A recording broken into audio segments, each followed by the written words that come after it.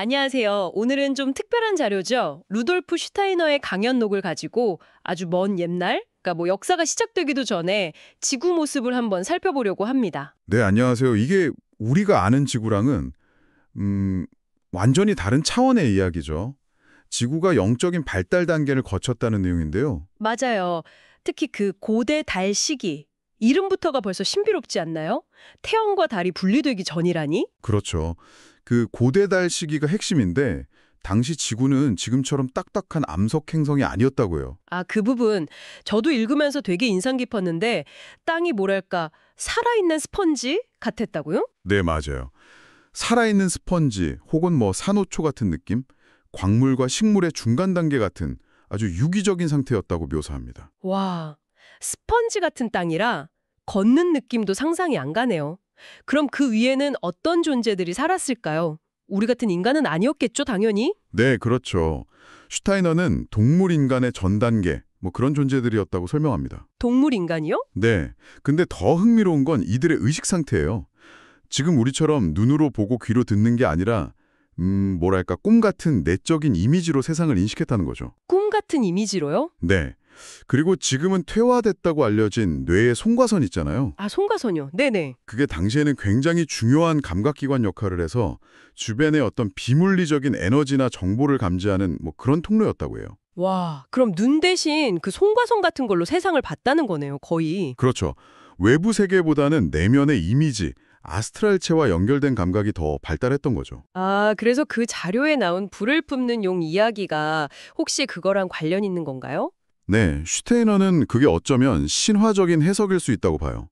당시 존재들이 내부의 온기를 조절하면서 외부로 에너지를 방출하는 모습이 마치 용이 불을 뿜는 것처럼 보였을 수 있다는 거죠. 아하, 그러니까 신화 속 상상의 동물이 아니라 고대 존재들의 어떤 생리 현상에 대한 기억일 수도 있다. 네, 그런 관점인 거죠. 굉장히 흥미로운 해석이에요. 정말 그러네요. 와. 그런데 왜 이렇게 복잡하게 분리가 일어나야 했을까요? 태양이 먼저 떨어져 나가고 나중에는 달까지 지구에서 분리되었다고 하잖아요. 그 부분은 슈타이너 설명에 따르면 진화 속도의 차이 때문이에요. 모든 존재가 같은 속도로 발전할 수는 없으니까요. 진화 속도 차이요. 네. 더 높은 진동수, 그러니까 더 빠른 진화를 필요로 하는 존재들은 태양과 함께 먼저 분리되어 나갔다는 거죠.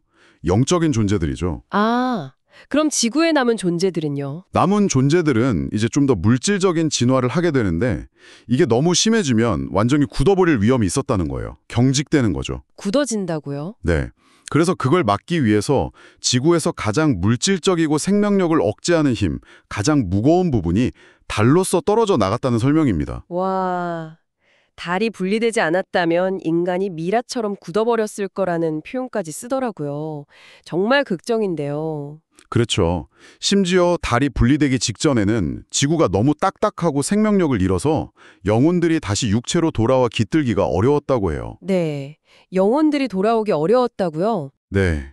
그래서 많은 영혼들이 당시에는 지구로 육화하는 대신에 다른 행성으로 이주했다는 설명이 나옵니다. 예를 들면 화성이나 목성 같은 곳으로요. 세상에 영혼들이 다른 행성으로 이주를 했다니 우리가 아는 과학적 역사관이랑은 정말 차원이 다른 이야기네요. 네, 그렇죠. 완전히 다른 패러다임이죠. 그럼 달이 분리되고 나서야 상황이 좀 나아진 건가요? 바로 그겁니다.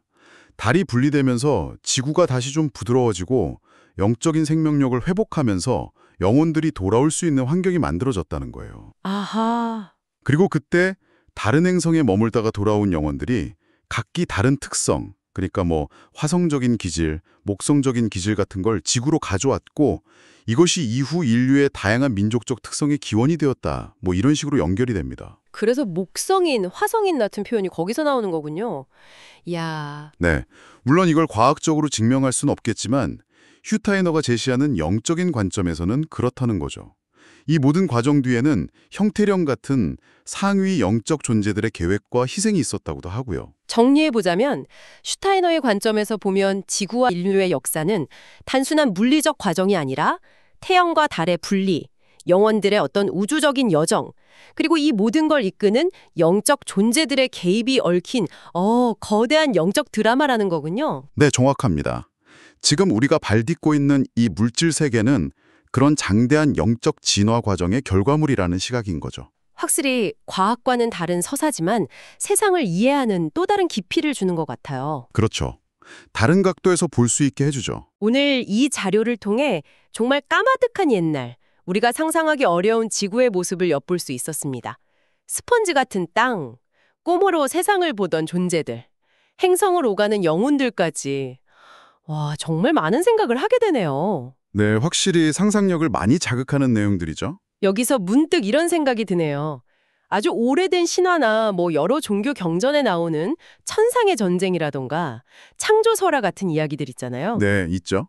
어쩌면 그런 이야기들 속에 오늘 우리가 이야기 나눈 이런 우주적 사건이나 영적 진실에 대한 아주 희미한 기억의 파편 같은 것들이 숨겨져 있는 건 아닐까요? 당신은 어떻게 생각하세요?